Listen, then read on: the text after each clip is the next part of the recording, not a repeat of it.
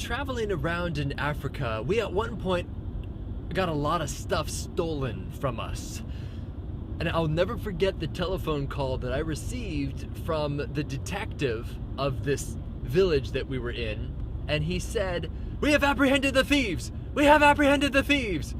He was sort of yelling into the phone, which was unnecessary. I could hear him just fine, but I think he was really excited that they had caught these criminals. It's like, wow, okay, that's great. When can you come and pick up your belongings? I said, well, I'm a good 5 to 6 hour drive away. That's a long drive. And he said, okay, we will keep your belongings here. Very, very assertive, very formal. Good police force that they had in this tiny little village out in the middle of nowhere. Well, about a week prior to this phone call, we went out and saw this magnificent waterfall. It was a waterfall that didn't really go straight down a long ways, but it was sort of this rolling. And so it was just big, huge. And it was just so magnificent, sitting there on these rocks, basking in the sunshine. And I was there with Lewis and his van. He drove us there in his van. And I was there with Liz, and it was just really, really magical. Until we were making our way up from the river, and we saw this fisherman who previously we saw down on the river, and he was it was really cool seeing him fish. He'd sort of slowly walk along and then kind of get his net all ready and then throw it out, and then he'd draw the net up. And it was really cool seeing this guy do this stuff. And he was just fishing for his dinner. He said, "Is this yours?" Very broken English. And he was holding up my friend's wallet. Previously, this wallet was safely stored in the van, but no longer. Now it was in this fisherman's hands, and the wallet was completely empty. Evidently, the fisherman found it on the trail going down to the river. We thought at first that the man had broken into our van and got it, and after kind of asking him over and over again, he was legitimately being honest, like, hey, look, this I found on the trail.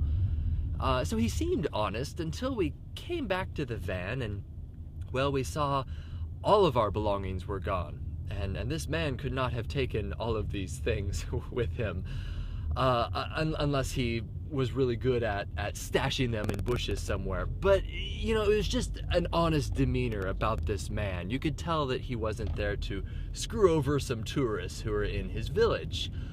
He was very respectful.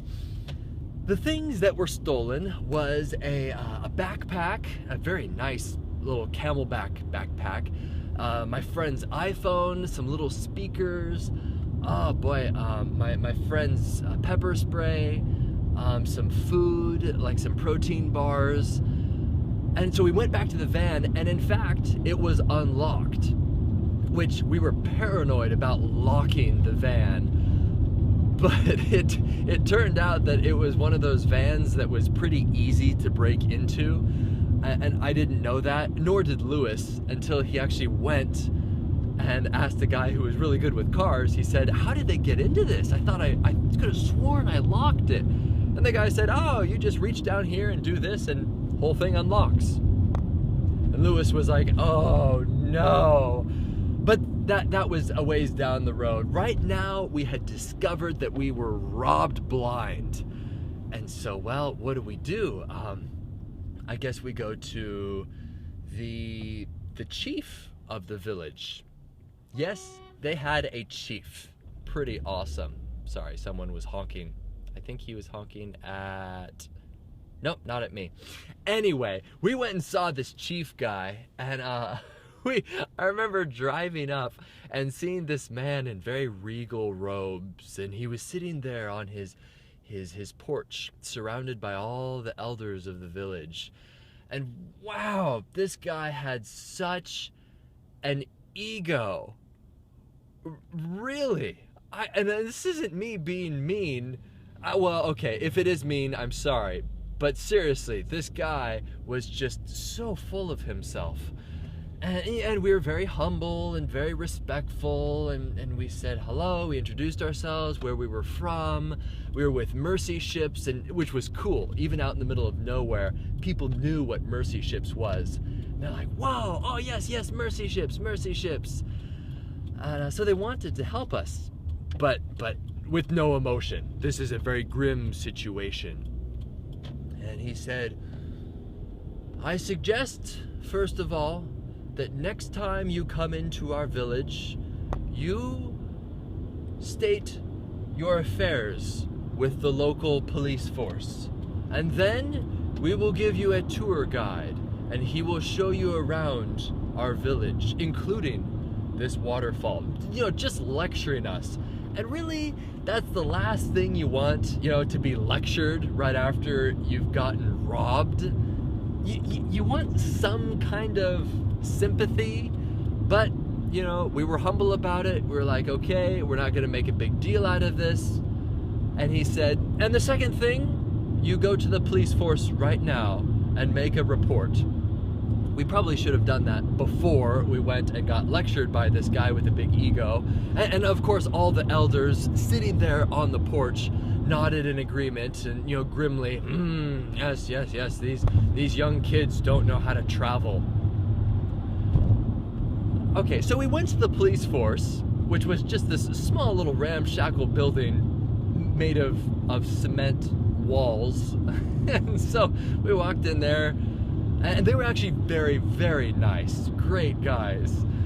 We made a report, very, very thorough with the report, and they had this small little pencil, I remember this small pencil, and on a piece of paper that he like tore out of the back of a telephone book. But he wrote this official police report on this thing with a small little pencil that was like half used. Very poor people, but they wanted to help. And we were nice to them as well, and humble, and we said thank you very much. And as we were leaving, of course, the guys were kind of looking at Liz, and then also at this other girl who was with us, and they're like, oh, blonde American women, yes. And I think they sort of wanted to, you know, show off a little bit. So as we were leaving, they said, do not worry, we will apprehend these thieves. Again, very formal speech out in the middle of this jungle, and but that's how they talked. And then we were like, okay, yeah, sure you will. Fast forward about a week or two, and there I was back in Freetown on the ship, and I received a phone call, which I didn't recognize the number, and once again it was this guy who said he was the detective, and he said, we have the thieves. When are you going to get your stuff? And I told him, you know, it's going to take a few weeks for us to get out there. It's not like we have all this time in the world. But I thanked him profusely. Very, very, very thankful. And he said, okay, all right. About 3 or 4 days later, I received a phone call from the same guy. Once again, he was shouting at me. And he said, when are you coming? When are you coming?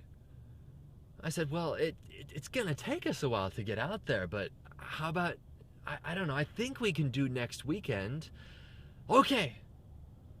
What do you want me to do with these thieves? I kind of raised my eyebrows and was surprised that he still had these guys. And I said, well, they're how old again? And he told me, he said, oh, they're but juveniles. Okay, and you still have them in custody? Yes, they have been in jail for like 3 or 4 days. And of course, me picturing the conditions of this building, they were probably not very hygienic conditions. And so I said, you know, first of all, you know, I gave him the authority. I didn't want to tell him what to do. And I said, in your opinion, do you believe that they have learned their lesson? And he kind of hesitated and then said, oh yes, they have learned their lesson. I don't know what that meant, but I don't think they were treated very well.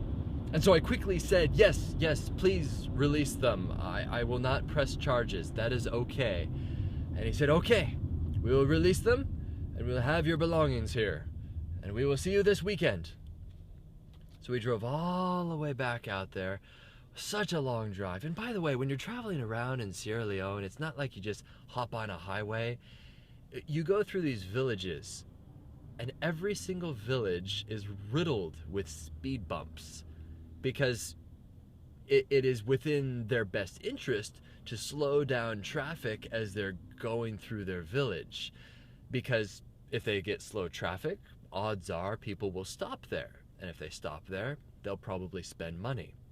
So it's very, very slow going around all of Sierra Leone. And we finally got back out to this place. And I was wondering this whole time, like, how did they catch these thieves? Evidently, it's a very small town. Everybody knows each other. And so these police officers knew that eventually someone in the town is going to turn up with a brand new iPhone. But that's not the item that turned up. Was it the backpack? Nope. Was it the protein bars? No. This was probably the first time in history that a thief had pepper sprayed himself. Yes, we showed up and we said, how did you find them? And he said, well, we received a phone call from two boys, and they were complaining of itching eyes, and they were very, very afraid, and they thought they were dying. We showed up, and it turned out that this little device, it was mace, and they didn't know how it worked, so they pushed the red button, and they pepper sprayed themselves. And the police officers looked down, saw all of our belongings there, and they apprehended the thieves. Wow. And by the way, my hunch that this jail cell was not in the best of conditions, it proved to be correct. Because I asked them, I said, may I see your jail? And of course they're very proud of it. And they're like, oh, yes, we will show you where we kept the thieves. And it was just this 10 by 10 foot cement block with a tiny little window and no bathroom except for the corner, which I think they just kind of hosed out. It smelled awful. And I just felt bad that these two young kids were in there. I never met the kids, but evidently they were 13 or 14 years old. They somehow were brilliant enough to jerry-rig this van to get our stuff, but not brilliant enough to know how pepper spray worked. Wow.